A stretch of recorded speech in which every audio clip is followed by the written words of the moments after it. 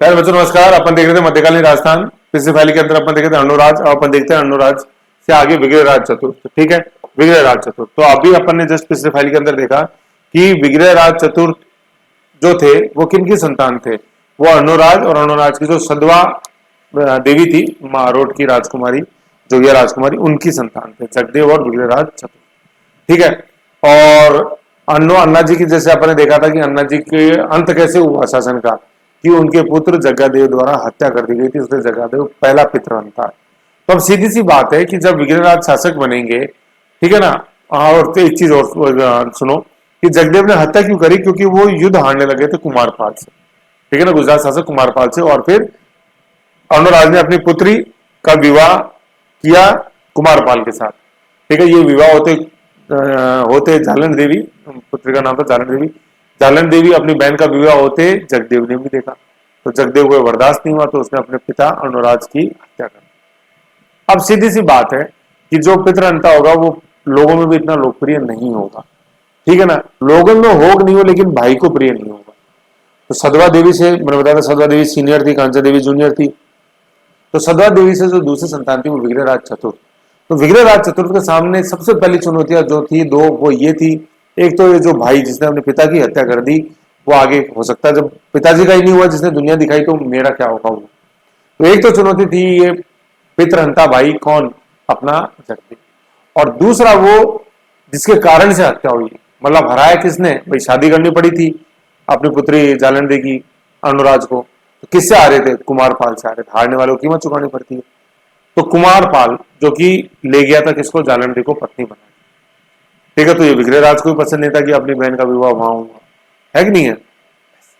तो अब विग्रह से राज के सामने दो चुनौती, एक तो जगदेव को ठिकाने लगाओ और दूसरा कुमारपाल को ठिकाने लगाओ, क्योंकि दो चुनौतियां सबसे बड़ी है। तो यही हुआ। आओ देखते हैं अपन। पहले तो अपन देखते हैं कि विग्रहराज चतुर्थ का जो अन्य नाम है वो क्या है, बीसल देव।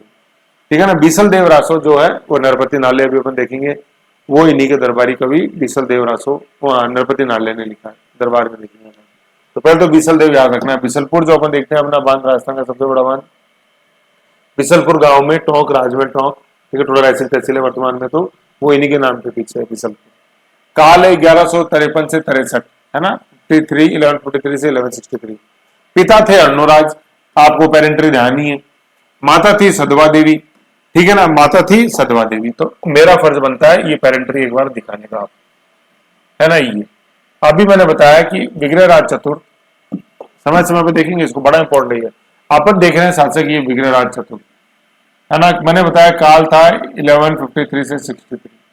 मैंने बताया कि भाई पिता थे अनुराज, ठीक है ना, और माता थी सदवा, इनकी संतान थी विग्रहराज चतुर्थ, और इन्हीं की संतान थी जगदेव जो पितरंता है। ठीक है ना, यहां तक अब हमने भी देखा है, तो इसलिए ये डायग्राम को बना के रखो बार बार अच्छे से। ठीक है, यहां तक समझ में आ गई चीज, कुछ है ही नहीं यहां तक। तो है तो बहुत कुछ, लेकिन इजी में देख रहे हैं तो इसलिए कुछ नहीं लगती चीजें, बड़ी बड़ी चीजें। टेक्निक से खेलोगे तो बाउंसर भी बिल्कुल गूगल ही लगेगी। टेक्निक इंपॉर्टेंट है। तो पिता अनुराज, माता सदवा देवी, मारवाड़ या मारोट मारोट मारो है ना, मारोट की जोइया,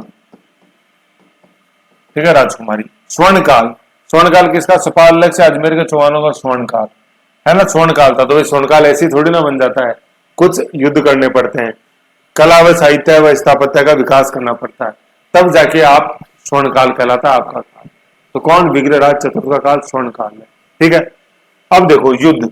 तो युद्ध में सबसे पहले तो भाई चुनौती क्या, भारत का प्रथम चौहान शासक जिसने क्या, जगदेव पितृहंता को गद्दी से हटाया, है ना। वही सबसे पहले तो चुनौती घर में ही है। कहते हैं नहीं कहते कि बाहर वालों से अपन लड़ सकते हैं, लेकिन घर में नहीं लड़ सकते, है ना, क्योंकि घर का बेदी लंका ढाए। तो ये जगदेव, तो इसको हटाना जरूरी, तो जगदेव को हटाया। दूसरा, पिताजी को जिसने हराया था, है ना, कुमारपाल को हराकर पिता अनुराज की हार का बदला लिया। तो अपन ने देखा था भाई 1150 में हराया कि नहीं हराया। ये देखो,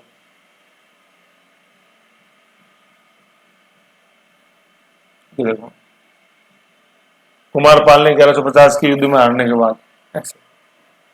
ठीक है ना, तो सारी चीजें साइंटिफिक रूप से अपन चल रहे हैं, देख रहे हैं। ऐसे साइंटिफिक तरीके से पढ़ो, बहुत मजा आएगा पढ़ने में, डबल हो जाएगा मजा।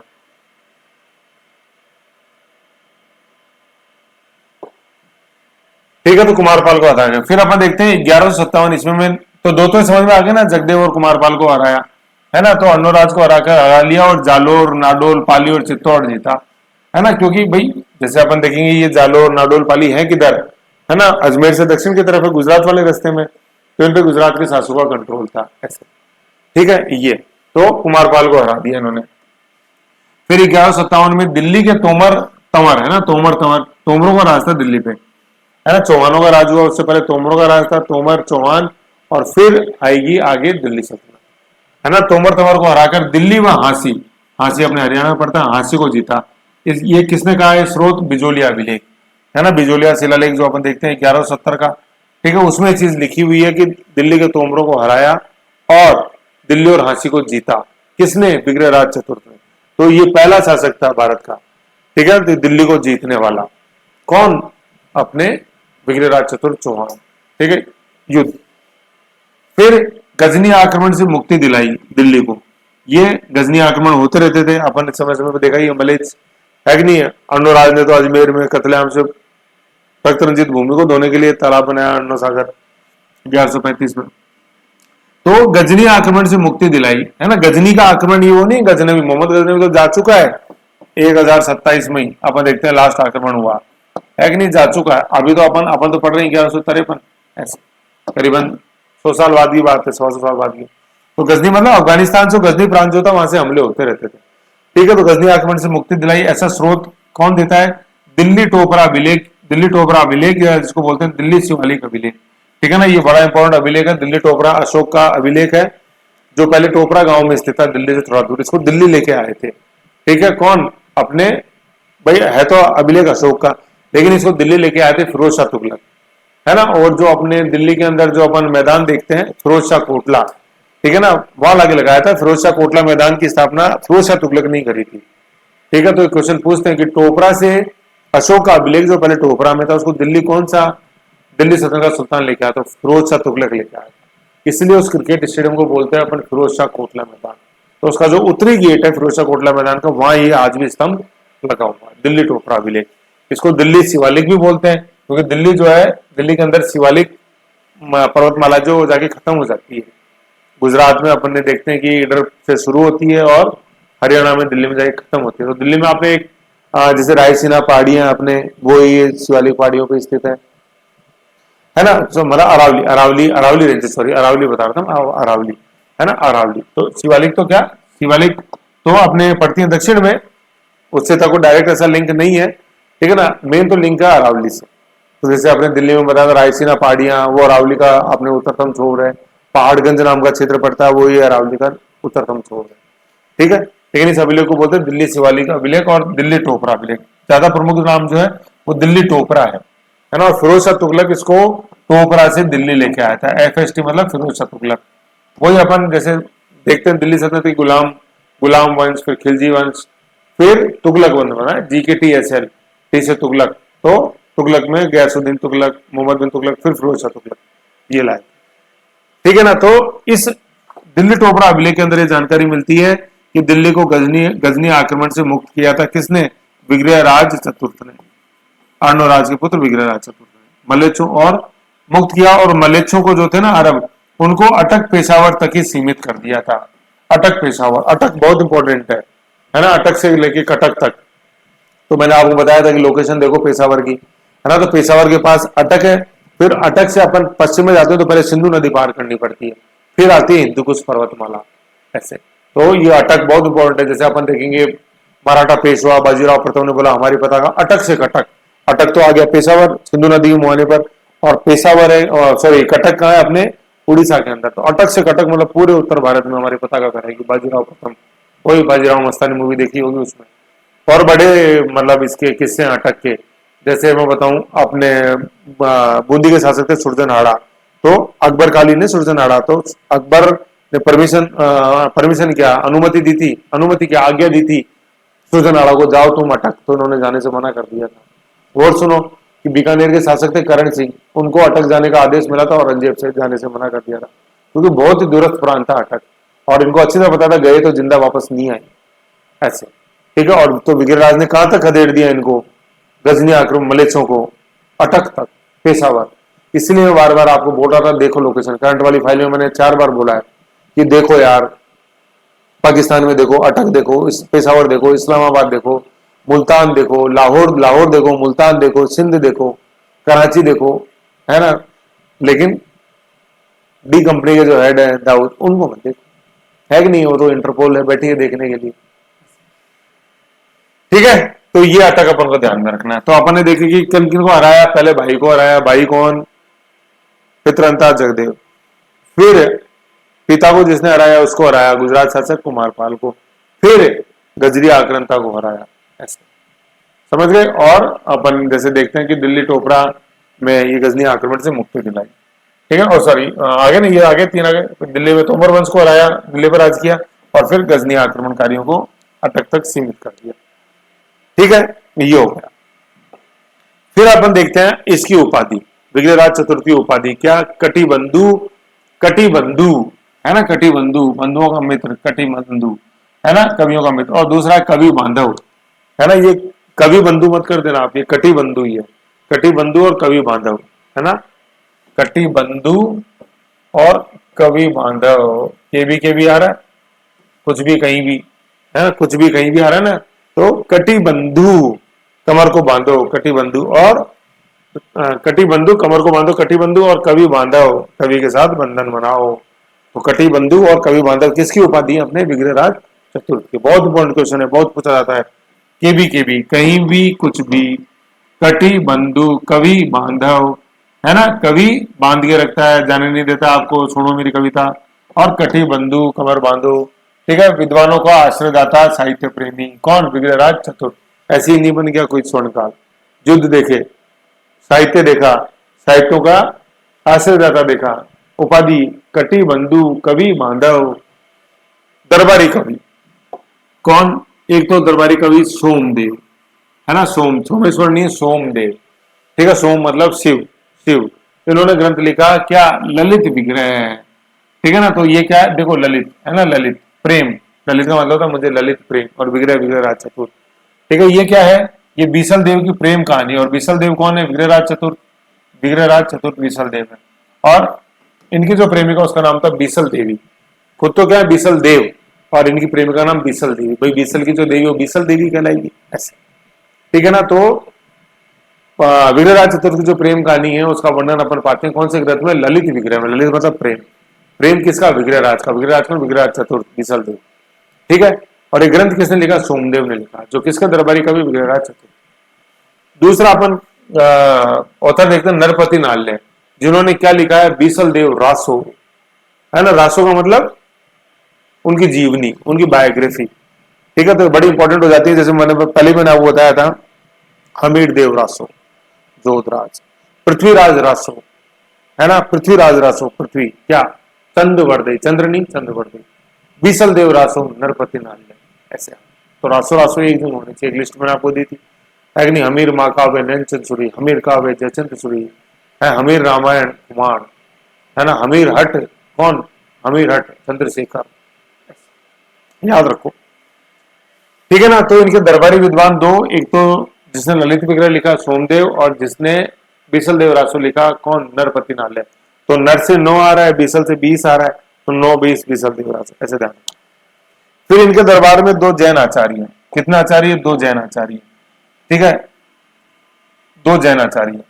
पहले का नाम तो अपन देखते हैं जिनदत्त सूरी, जिनका निधन अजमेर में हुआ था, दादाबाड़ी में। दादाबाड़ी ये जैनियों का बहुत बड़ा सेंटर है अजमेर के अंदर, दादाबाड़ी।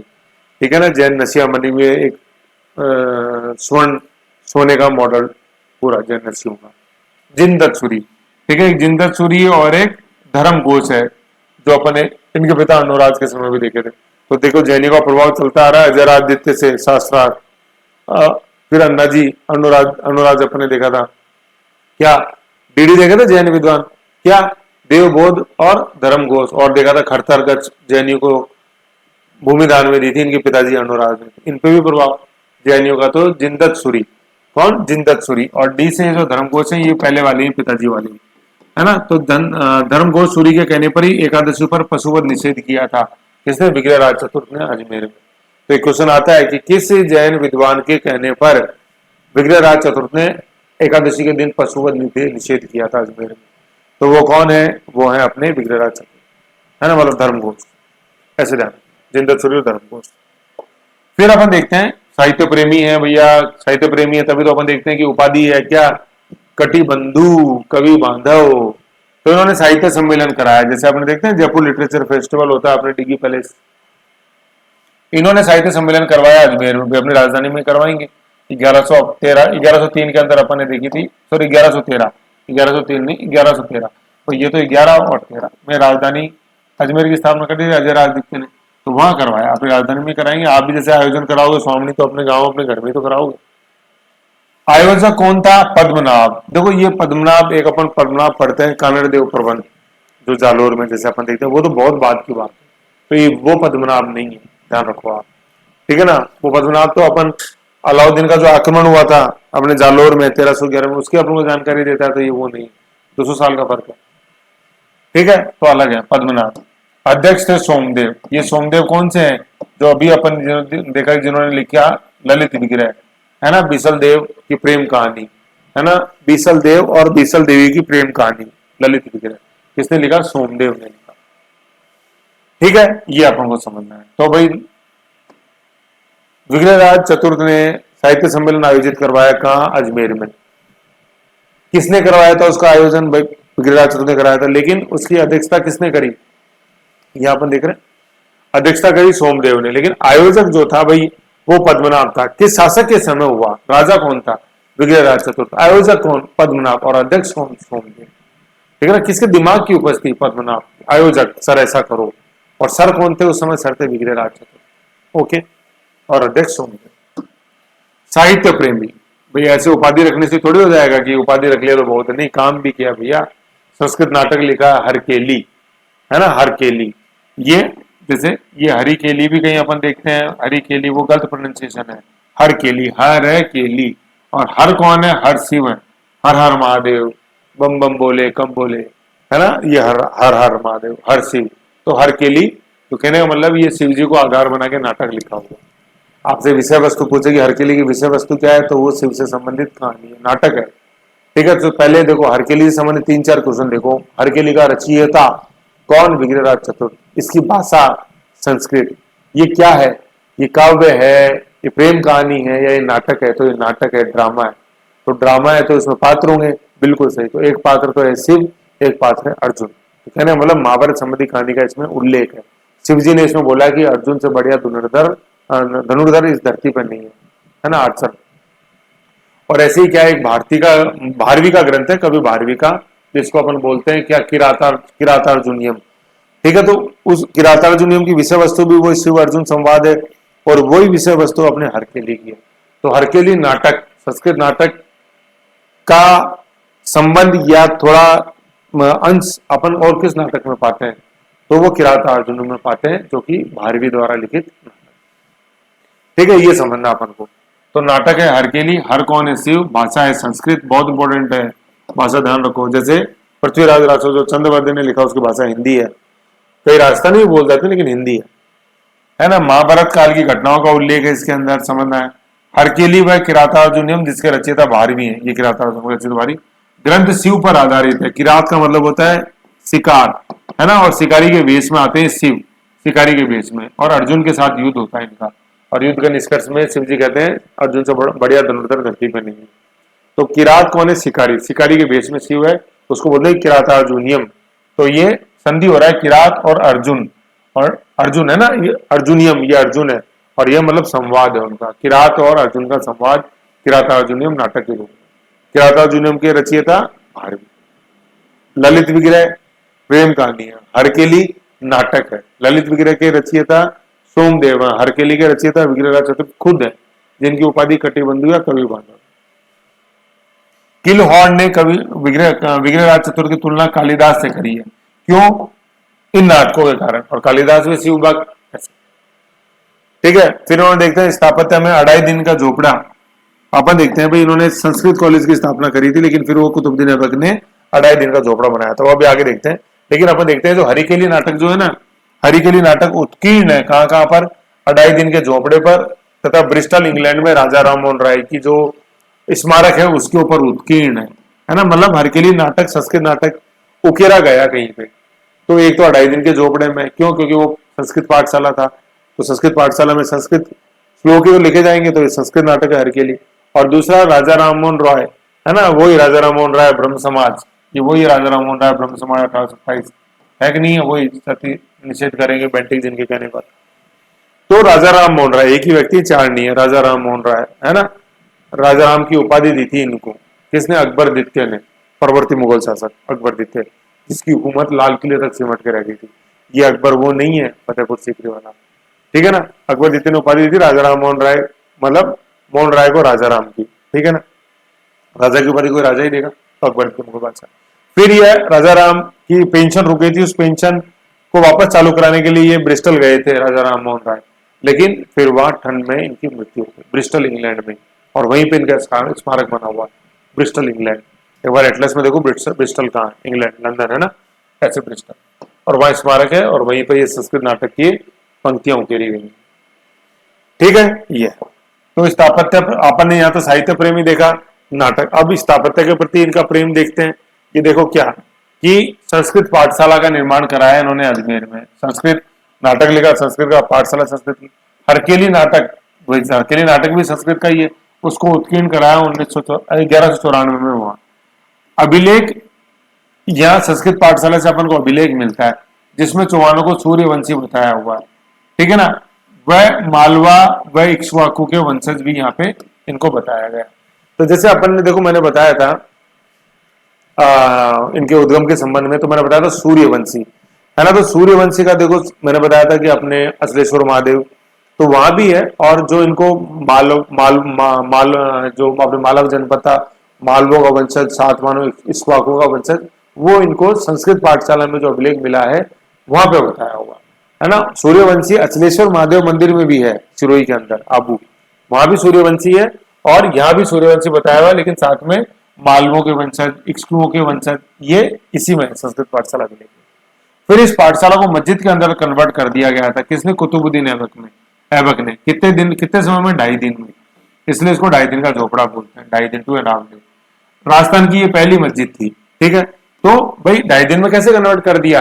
मस्जिद 2.5 दिन में बन नहीं सकती, बनी हुई थी, उसको कन्वर्ट कर दिया। हिंदू देवी देवताओं की मूर्तियां थी, उन मूर्तियों को तोड़ दिया, तो मस्जिद बन गई। ऐसे भाई मूर्ति इसलिए तोड़ी गई क्योंकि भूत परस्ती जो है ना, मतलब मूर्ति की पूजा करना इस्लाम में बैन है। भूत परस्ती, परस्ती का मतलब पूजा, और भूत का मतलब जैसे हम बोलते हैं कि तूने चोरी करी कि नहीं, चुपचाप क्यों खड़ा है, क्यों भूत बन के खड़ा है, सच बोलना। तो भूत का मतलब निर्जीव वस्तु, ठीक है। तो इस्लाम में ये बैन, भूत परस्ती, ठीक है ना। तो ये तो मूर्तियां तोड़ दी और फिर संस्कृत पाठशाला को मस्जिद में कन्वर्ट कर दिया। वास्तुकार कौन था जिस मस्जिद का कि भाई ऐसे ऐसे तोड़ो, ऐसे ऐसे, ये तो अबू बकर था। कौन? अबू बकर, ठीक है ना। वास्तुकार, वास्तुकार अबू बकर। 2.5 दिन का झोपड़ा जो है ये 16 खंभों का भी महल भी बोलते हैं, 16 खंभे इसमें। 2.5 दिन में तो कन्वर्ट हुआ था ऐसे। फिर यहाँ पे 2.5 दिन, ये दिन है सॉरी, 2.5 दिन का पंजाब शाह पीर का उर्स लगता है यहाँ, है ना। उर्स का मतलब एक तरह से उनके बर्थडे पे लगने वाला मेला, पंजाब शाह पीर का उर्स 2.5 दिन का लगता है, तो इसलिए 2.5 दिन का झोपड़ा भी बोलते हैं, ठीक है। तो 2.5 दिन के पीछे दो कहानी, 2.5 दिन में कन्वर्ट हुआ मस्जिद में, पाठशाला से मस्जिद में, और 2.5 दिन का वहां उर्स लगता है। तो ये समझ गए। तो स्थापत्य के अंदर अपन ने देख लिया संस्कृत पाठशाला, साहित्य में अपन ने देखा संस्कृत नाटक, ऐसे ध्यान रखना हर के लिए। और संस्कृत पाठशाला से अभिलेख मिला है जो सूर्यवंशी बताता है इन चौहानों को। फिर अपन देखते हैं तालाब का निर्माण कराया इन्होंने, बिशलपुर सागल तालाब, ठीक है ना। कहा? अपने राजमहल टोंक में बिशलपुर सागल तालाब, राजमहल टोंक है ना, बिशलपुर सागल तालाब। वहां पे शिव मंदिर भी बनवाया, और इस शिव मंदिर को अपन गोकारेश्वर मंदिर भी बोलते हैं, राजमहल गांव टोंक के अंदर, ठीक है ना। ये जब बिशलपुर बांध से थोड़ा सा क्यों था कि भाई शिव मंदिर में पानी में डूब जाएगा, तो थोड़ा सा इसका एक हिस्सा ऊपर ऊंचाई पे बनाया था इस मंदिर का, तो गोकारेश्वर मंदिर। वो मतलब गाय, नंदी, शिव जी का वाहन, और स्वर जहां लग जाए शैवर है, वो सारे शिव मंदिर है, तो सोमेश्वर। फिर समाज सुधार, पशुवध का निषेध किया था, एकादशी में पशुवध निषेध किया, किसके कहने पर? जैन विद्वान धर्मघोष सूरी के कहने पर। मैंने बताया था इनके दरबार में 2 जैन विद्वान, एक तो जिंदत सूरी जेडी था, जिंदत सूरी और धर्मघोष। इनके पिता अनुराज के दरबार में 2 जैन विद्वान, कौन कौन? डीडी, देव का बोध, और धर्म का घोष। तो ये वही धर्मघोष है, तो दोनों में कॉमन है, अनुराज और उनके बेटे विग्रहराज दित्य, विग्रहराज चतुर्थ, दित्य नहीं, विग्रहराज चतुर्थ है ये सारे ना। देखो विग्रहराज चतुर्थ पढ़ रहे हैं अपन, ठीक है, विग्रहराज चतुर्थ बोध। द्वितीय भी अपन ने पढ़े थे, देखो ये रहे, देखो विग्रहराज ए गोविंद, ये विग्रहराज गुजरात तक लेके गए थे। गुजरात शासक मूलराज को हराया था और गुजरात में आशापुरा मंदिर बनाया था, वही शाकंभरी माता आशापुरा मंदिर, ये थे विग्रहराज। और विग्रहराज चतुर्थ कौन है? हरिकेली संस्कृत पाठशाला विग्रहराज चतुर्थ, है ना, विग्रहराज सोमदेव, ऐसे। ये ये समझ गए, ये है, ठीक है। तो ये यहाँ पे आ रहा था, ये पशुवन निषेध, तो मैंने बताया। फिर ये अपना डायग्राम अब एक बार यहाँ पे, ठीक है ना। ये तो ये अपन ने अभी देखा, अपने फाइल में देखा विग्रहराज चतुर्थ, ठीक है। तो अपन ने क्या क्या देख लिया? अन्य नाम बीसल देव, काल 1153 से 63, पिता अनुराज, माता सतवा देवी, ठीक है। स्वर्णकाल सपालक अजमेर के स्वर्ण स्वर्णकाल। तो स्वर्णकाल कैसे? युद्ध, साहित्य, स्थापना। साहित्य देखो हर के लिए, स्थापत्य संस्कृत पाठशाला, जोड़ा दिन का जोड़ा। युद्ध, युद्ध सबसे पहले भाई को हराया, जो पितरंता था जगदेव परमार। जगदेव परमार क्या रहे? जगदेव चौहान, जगदेव परमार अलग है। जगदेव चौहान को हराया। कुमारपाल शासक, गुजरात के चालुक्य शासक कुमारपाल को हराया। फिर दिल्ली के तोमर शासक को हराया। गजनी के आक्रमणकारियों को अटक तक ही छोड़ा, मतलब खदेड़ दिया। उपाधि क्या देखते हैं अपन? कटिबंधु या कवि बांधव, ठीक है। दरबारी कवि सोमदेव या नरपति नालय, सोमदेव नरपति नालय। सोमदेव ने लिखा विग्रहराज, ललित विग्रहराज, है ना, ललित विग्रह ग्रंथ, जिसमें बीसल देवी की प्रेम कहानी है। नरपति नालय ने बीसल देव रासो लिखा, नर 20। जैनाचार्य कौन? जिंदत सूरी और धर्मघोष। जिंदत सूरी का निधन हुआ अजमेर दादाबाड़ी में। धर्मघोष सूरी एकादशी व पशुपत निषेध। साहित्य सम्मेलन आयोजित किया अजमेर में। आयोजन करता थे पद्मनाभ और अध्यक्षता करी किसने? अपने जैन स्कॉलर सोमदेव ने, ठीक है ना। जैनाचार्य ये सोमदेव, ये भी जैनाचार्य, ठीक है। तो देखो जैनाचार्य के रूप में देखो अपन क्या देखते हैं? ये सोमदेव, दरबारी कवि सोमदेव। तो देखो साहित्य के रूप में अपन देखें तो क्या, व्यक्तियों के नाम के रूप में देखें तो देखो इसमें 5 नाम बहुत इंपॉर्टेंट आ रहे हैं: सोमदेव, नरपति नालय, जिंदत सूरी, धर्मघोष और पद्मनाभ। आ रहे कि नहीं आ रहे नाम? सोमदेव, नरपति नालय, ठीक है। सोमदेव भी जैन विद्वान, नरपति नालय अपने बिसल देव रासो, और पद्मनाभ आयोजन करता, सोमदेव अध्यक्ष, वो रिपीट हो रहा है, ठीक है ना। तो 1 2 3 4 5 और 2 ये जिंदत सूरी और धर्मघोष, ठीक है। ये उपाधि अपन देख ला, कटिबंधु, कवि बांधव। फिर साहित्य प्रेमी, नाटक हरि के लिए, भाषा संस्कृत, महाभारत कालीन घटनाओं का उल्लेख और शिव और अर्जुन की कहानी। स्थापत्य संस्कृत पाठशाला, 2.5 दिन का झोपड़ा अपने कुतुबुद्दीन नगर। और जो अपन देखते हैं संस्कृत जो नाटक है हरि के लिए, हर के लिए, वो उत्कीर्ण अपने 2.5 दिन के झोपड़े में और ब्रिस्टल इंग्लैंड में राजा राम मोहन राय के स्मारक। तालाब बनाया बिसलपुर सागर तालाब, जहाँ शिव मंदिर है, गोकारेश्वर मंदिर, राजमहल गांव टॉप में। समाज सुधार, पशुवध निषेध किया जैन विद्वान धर्म घोष के कहने पर, धर्म घोष। ये पेरेंट्री है, ये अब नेक्स्ट अपन पढ़ेंगे, उसमें काम आएगा, ठीक है। तो यहां तक अपन ने देखा डिटेल में। आज अब इस फाइल के अंदर अपन ने देखा विग्रहराज चतुर्थ को, विग्रहराज फोर्थ को। काफी इंपॉर्टेंट क्वेश्चन है। अब आप देख रहे हो इनमें मैटर है, काफी मैटर है, इसलिए अपन धीरे धीरे स्थायित्व के साथ पढ़ रहे हैं, है ना, जिससे कि चीजें फिट हो। ये जोड़ी नहीं जा सकती। आपको लग रहा होगा कि यार एक वीडियो में एक साथ, पहले मैटर देखो, मैटर की गहराई देखो, फैक्ट्स देखो। तो जल्दी जल्दी खाने से कुछ नहीं होगा। 5 दिन का खाना 1 दिन में नहीं खा सकते। आप बोलो मैं खा सकता हूँ खाने 5 दिन में, अगर आप 2 रोटी खाते हो ना, तो नो डाउट 1 दिन में 10 रोटी खा लोगे आप खाने के बाद। लेकिन क्या स्थिति होगी वो भी जान लो। मेरे को आपको बताने की जरूरत है ना, आप मुझे बताने की कोशिश करो।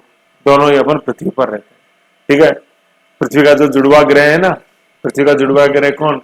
वीनस बहन है, उस पर नहीं रहते हैं, अपने शुक्र पे नहीं रहते हैं, तो इसलिए मुझे मत बताओ, ओके। ये तो ऐसे आराम से पढ़ो, धीरे धीरे पढ़ो, क्वेश्चन देखेंगे तब मजा आएगा, ठीक है।